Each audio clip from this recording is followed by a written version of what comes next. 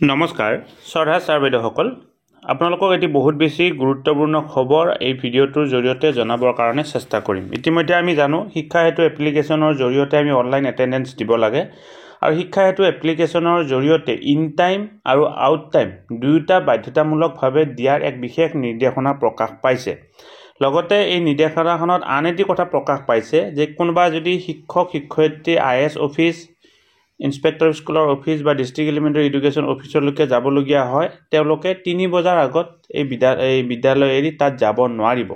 এতিয়া প্ৰাথমিক বিদ্যালয়ৰ শিক্ষক শিক্ষয়িত্ৰীসকলে ইন টাইম কেতিয়া দিব আৰু আউট টাইম কেতিয়া দিব, বা ME স্কুলৰ শিক্ষক শিক্ষয়িত্ৰীসকলে ইন টাইম কেতিয়া দিব বা আউট টাইম কেতিয়া দিব, ঠিক সেই ধৰণে হাই স্কুল বা হায়াৰ সেকেন্ডাৰী বিদ্যালয়ৰ শিক্ষকসকলে ইন টাইম আউট টাইম কেতিয়া দিব তাক লৈ বিশেষ নিৰ্দেশনা প্ৰকাশ পাইছে। ভিডিঅ'টোৰ জৰিয়তে এই কথাখিনি ক'বৰ কাৰণে চেষ্টা কৰিম। ইতিমধ্যে আমাৰ যি একাডেমিক কেলেণ্ডাৰ প্ৰকাশ পাইছে একাডেমিক কেলেণ্ডাৰতো এই কথাটো স্পষ্টকৈ উল্লেখ কৰা আছে। ছাৰ বাইদেউসকল এইখন এখন বিশেষ চিঠি 8/4/2025 তাৰিখে এই চিঠিখন প্ৰকাশ পাইছে আৰু চিঠিখন এই দৰং ডিস্ট্ৰিক্ট সাৰ্কুলাৰ ইন্সপেক্টৰ মহাশয়ৰ তৰফৰ পৰা প্ৰতিখন বিদ্যালয়ৰ প্ৰধান শিক্ষক আৰু প্ৰিন্সিপাল সকললৈকে পঠোৱা হৈছে। ইয়াৰ বিষয়টো হৈছে regarding in time out time attendance in শিক্ষা হেতু এপ্লিকেশ্যন। নিশ্চয় আপোনালোকৰ জিলাতো এনেকুৱা ধৰণৰ এই অৰ্ডাৰ ওলাইছে, গতিকে আপোনালোকে অনুগ্ৰহ কৰি কমেণ্ট বক্সত এই কথাটো জনাবৰ কাৰণে নাপাহৰিব। ইয়াতে এই কথাটো কোৱা হৈছে আমাৰ প্ৰাথমিক বিদ্যালয় এই বিশেষকৈ LP ME high school higher secondary কোনবিলাক বিদ্যালয় কেতিয়া ইন টাইম দিব লাগিব আৰু কেতিয়া আউট টাইম দিব লাগিব সেই কথাটো কোৱা হৈছে।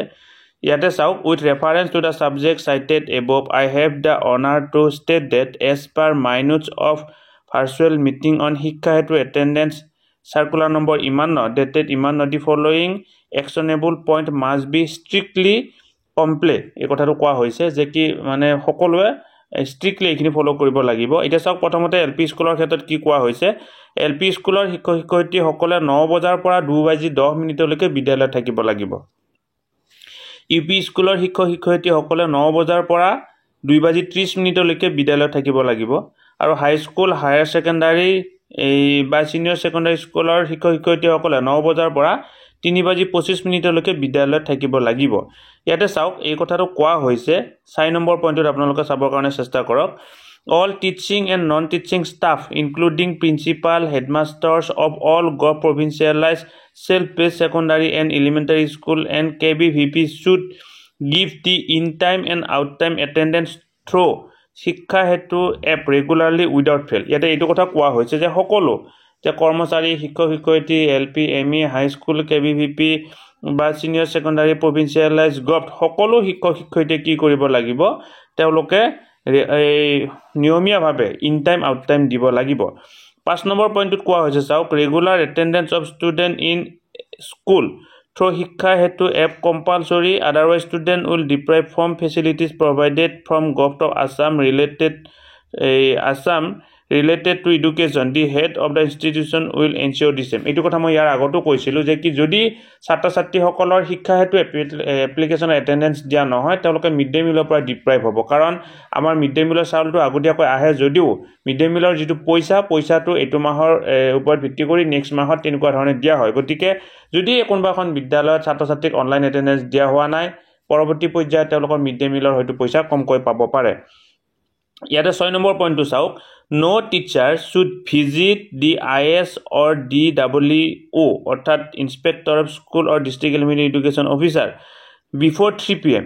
অৰ্থাৎ আমি যদি ইন্সপেক্টৰ স্কুলত যাবলগীয়া হয় মানে কাৰ্যালয়লৈকে বা ডিস্ট্ৰিক্ট এলিমেণ্টাৰী এডুকেশ্যন অফিচাৰৰ কাৰ্যালয়লৈকে যাবলগীয়া হয় 3 বজাৰ আগত নহয়, 3 বজাৰ পিছত বিদ্যালয় ছুটিৰ পিছতে তাত যোৱাৰ কাৰণে নিৰ্দেশনা দিয়া হৈছে। গতিকে ছাৰ বাইদেউসকল ভিডিঅ'টো যদি এইখিনি কথা জনালোঁ। ইয়াৰ আগৰ বছৰ আমাৰ শিক্ষা হেতুৰ যি ইন টাইম আউট টাইম তাক লৈ বহুত বেছি ষ্ট্ৰিক্ট তেনেকুৱা ধৰণৰ হোৱা নাছিলে। নিশ্চয় এইবাৰ 1 এপ্ৰিলৰ পৰা আমাক এইটো বিশেষভাৱে কাৰ্যকৰী কৰিবৰ কাৰণে দিয়া হৈছে। সকলোৱে ইন টাইম আউট টাইম দিবৰ কাৰণে কোৱা হৈছে আৰু নিশ্চয় আন এই বেলেগ বেলেগ জিলাবিলাকতো এনেকুৱা ধৰণৰ অৰ্ডাৰ প্ৰকাশ পাইছে। ভিডিঅ'টো ইমানতে সামৰিছোঁ, ধন্যবাদ। শ্ৰদ্ধা ছাৰ বাইদেউসকল, নলিনীকান্ত ডেকা নামৰ ইউটিউব চেনেলটো হৈছে এটি শিক্ষামূলক ইউটিউব চেনেল। এই চেনেলটোৰ জৰিয়তে আমি শিক্ষক ছাত্ৰ ছাত্ৰী অভিভাৱক আৰু বিদ্যালয়ৰ কাৰণে উপযোগী কিছু ভিডিঅ' প্ৰস্তুত কৰিবৰ কাৰণে চেষ্টা কৰোঁ। আপুনি যদি আজি পোনপ্ৰথমবাৰৰ কাৰণে এই চেনেলটো চাইছে অনুগ্ৰহ কৰি চেনেলটো ছাবস্ক্ৰাইব কৰিব আৰু অল নটিফিকেশ্যন প্ৰেছ কৰি থ'ব।